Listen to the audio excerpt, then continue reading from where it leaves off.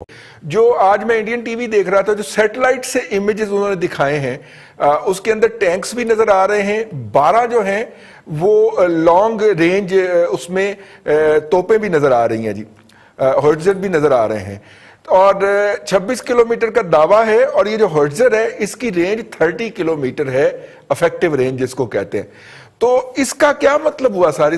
India is an aggressor اور Indians جو ہیں وہ چائنیز ٹیریٹری میں داخل ہوئے کہ جیسے ہی چین کے ساتھ کشیدگی ہوئی ہے تو انڈیا کے جو وزیر دفاع ہیں وہ پہنچے ہیں روس، اور بہانہ یہ تھا کہ وہاں پہ روس کا وہ جو سالانہ پریڈ شریڈ ہوتی ہے، ان کا سالانہ دن تھا، وہاں پہ پہنچے ہیں، اور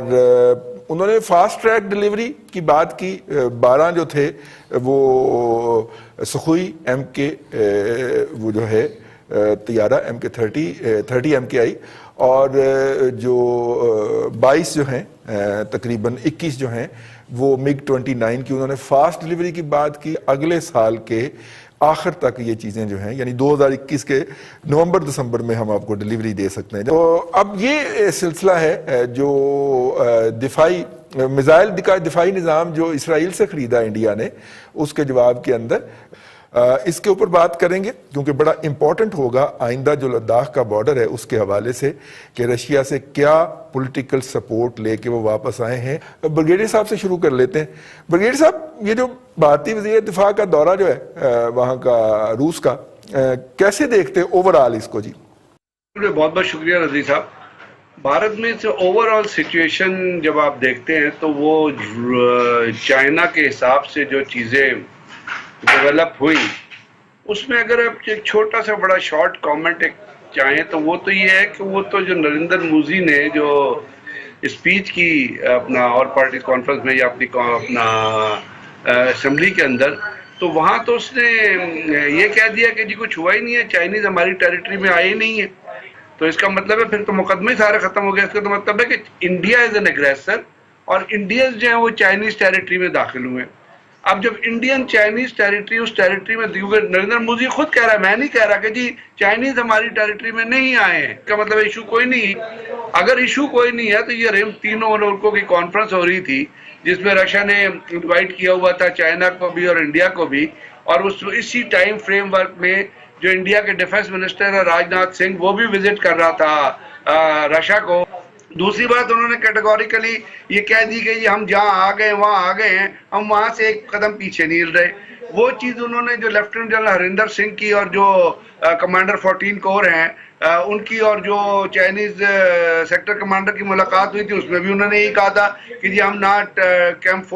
پیکٹ 4 کو چھوڑ رہے ہیں، نہ ہم علاقے سے ایک جگہ سے موو کر رہے ہیں، ہم گلوان ویلی کے اندر ویسٹرن ریجز پہ شیوک ریور کے ساتھ ساتھ جہاں بیٹھے ہوئے ہیں سڑک کے اوپر، ہم وہاں بیٹھے ہوئے ہیں۔ تو یہ تو کسی بھی صورتحال سے پھر جب چائنیز ڈیفنس منسٹر بھی نہیں مل رہا، جو رشیا کی کانفرنس ہو رہی ہے اس کا بھی کوئی ایفیکٹ نہیں آ رہا، چائنیز وہاں پہ اپنی چیزوں کو جس طرح ہوتی، تو پھر وہ ٹھیک کہہ رہے ہیں نا، وہ تو اخلاقی طور پہ بھی ٹھیک ہے اور قانونی طور پہ بھی ٹھیک ہے، کیونکہ انڈیا کا پرائم منسٹر خود ڈینائی کر رہا ہے کہ چائنیز ہماری علاقے میں نہیں آئے ہیں۔ تو یہ مسئلہ جہاں پہ کھڑا ہوا ہے وہاں پہ چائنیز نے اپنی انٹینشنز کلیئر کر دی ہیں، اور ابھی جو لیٹسٹ رپورٹس آ رہی ہیں اس کے مطابق تو وہاں پہ ان کی ایڈیشنل ٹروپس موومنٹ ہو رہی ہے، اور وہ ٹروپس موومنٹ اسی ریلیٹیو طریقے سے ہے جس طریقے سے انڈیا نے دولت بیگ کے اندر جو ایک بریگیڈ، جو بٹالین سائز جو ایک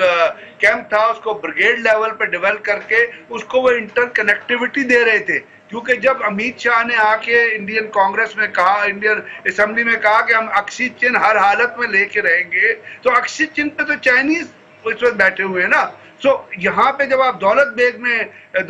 دولت بیگ اولڈی پہ جب بیس بناتے ہیں، اس کا مطلب ہے یو آر انٹرنگ اور اس کو انٹرنل کنیکٹیوٹی دیتے ہیں، تو اس کا مطلب ہے آپ اکسین چن کی طرف بھی جانا چاہتے ہیں۔ کراکرم پاس وہاں سے 18 کلومیٹر بنتا ہے، تو اس کا مطلب ہے کہ آپ اس طرف بھی ایڈوانس کرنا چاہتے ہیں۔ جو آج میں انڈین ٹی وی دیکھ رہا تھا، جو سیٹلائٹ سے امیجز انہوں نے دکھائے ہیں، اس کے اندر ٹینکس بھی نظر آ رہے ہیں، 12 جو ہیں وہ لانگ رینج اس میں توپیں بھی نظر آ رہی ہیں جی، ہرٹزر بھی نظر آ رہے ہیں، اور 26 کلومیٹر کا دعویٰ ہے، اور یہ جو ہرٹزر ہے اس کی رینج 30 کلومیٹر ہے، افیکٹو رینج جس کو کہتے ہیں۔ تو اس کا کیا مطلب ہوا سر؟ کو یاد ہوگا اس کے فوٹیجز ٹی وی پہ بھی ریلیز ہوئے تھے, میڈیا پہ بھی ریلیز ہوئے تھے. اور وہ جو ایکسرسائز انہوں نے کیا وہاں, انہوں نے آپ نے جو اپنی long range artillery, short range artillery, اور اس کو انہوں نے پھر ڈف ٹیل کیا ہے ہیلی کاپٹرز اور اپنی ایئر فورس کی موومنٹ کے ساتھ دی. اور وہ انہوں نے ایکسرسائز جو ہے وہ ہر ایک کو بتا کے وہاں پہ کیا ہے. دوسری جو چیز آپ کر رہے ہیں وہاں پہ, وہ جس جگہ تک آگے ہے نا, وہ بنتا ہے مطلب 60 اسکوائر کلومیٹر. تو چائنیز انڈینز خود کہہ رہے تھے نا, کیونکہ وہاں پہ چائنیز آئے ہیں گلوان ویلی کے نا, گلوان ویلی پہ ان کا بڑا پرانا کلیم ہے. یہ نہیں کہ وہ کوئی ایسی چیز ہے جس کے اندر انہوں نے آ کے, وہ جب لائن آف ایکچوئل کنٹرول کی آپ بات کرتے ہیں تو آپ کو یاد ہوگا 1962 میں جس جگہ تک چائنیز آئے تھے وہاں سے وہ ایک پیس ایفرٹ کے طور پہ line of actual control define کرتے ہوئے وہ وہاں سے کوئی 12 کلومیٹر پیچھے چلے گئے تھے جس جگہ آ کے وہ رکے تھے. تو اب جب میں تو صرف یہ کہتا ہوں کہ جب نریندر مودی نے ڈینائی کر دیا کہ ہمارے علاقے میں کوئی آیا ہی نہیں ہے, تو اس کا مطلب ہے چائنیز اس وقت اپنے علاقے میں بیٹھے ہوئے ہیں. اب انٹینشن ان کی کافی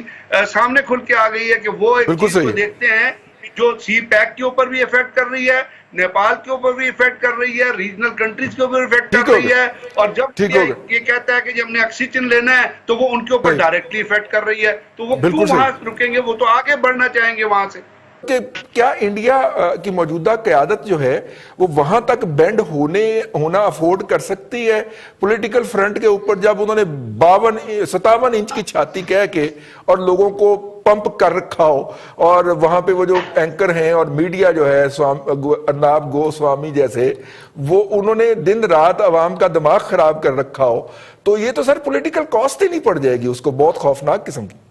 اب جو اگریشن ہوا انڈیا کی طرف سے ہوا خطے میں بھی, اور ہاں اگر وہ چڑھ رہا ہے تو ہماری طرف, کیونکہ ہماری جو حکمران ہے ماشاءاللہ انہوں نے فال آف ڈھاکہ کے بعد فال آف کشمیر تو قرار دے ہی دیا, اور ہمارے لیے بڑی شرم کی بات ہے. اور یہ ڈیبیٹ صرف ہم نہیں کر رہے, یہ پارلیمان کے فلور پر خواجہ سعد رفیق نے بھی یہ بات کی ہے, اور انہوں نے کہا کہ جناب فال آف کشمیر تو ہو چکا ہے, اور واقعی ہو چکا ہے. اور ہم صرف اور صرف OIC یا اب ہمارے وزیر خارجہ, ایک آخری بات, ہمارے وزیر خارجہ صاحب کہہ رہے ہیں کہ جناب کورونا کی وجہ سے میں تو کہیں جا نہیں رہا, میرا تو کوئی رول نہیں رہا, اب جو ہے نا میں اتحادیوں کے ساتھ بات چیت کروں گا. یہ تو ہماری حکومت کا حال ہے, شرم کی بات ہے. بھٹی صاحب $4 بلین کی فورن ڈائریکٹ انویسٹمنٹ ہے سالانہ, $4 بلین سے پلس ہی ہوتی ہے چائنا کی انڈیا کے اندر, اور 5 وہاں پہ جی جو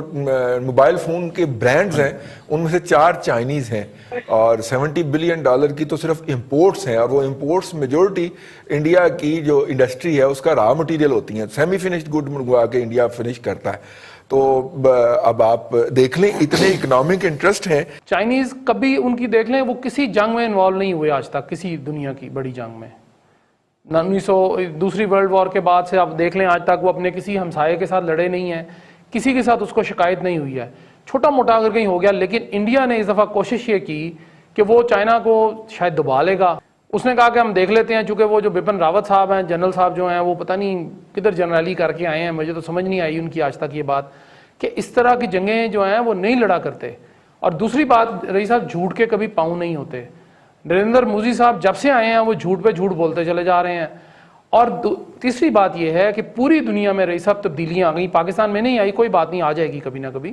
لیکن دنیا میں جو بلاکس ہوتے ہیں نا, مختلف ممالک اپنے اپنے انٹرسٹ کے اوپر بلاکس بناتے ہیں. انڈیا بالکل رشیا کے ساتھ شیر و شکر تھا, امریکہ سے دور تھا, ہم امریکہ کے ساتھ تھے. اب ہم امریکہ کے ساتھ ہونے کے باوجود نہیں, چائنا پہلے دن سے ہمارے ساتھ ہے, 1947 سے لے لیں 73 سال اس کو ہو گئے, اس نے کبھی ہمیں اکیلا نہیں چھوڑا. تو اس سے اندازہ کر لیں کہ انڈینز کی تیاری اس جنگ کے لیے کتنی ہے, اور اس وقت دنیا کے اندر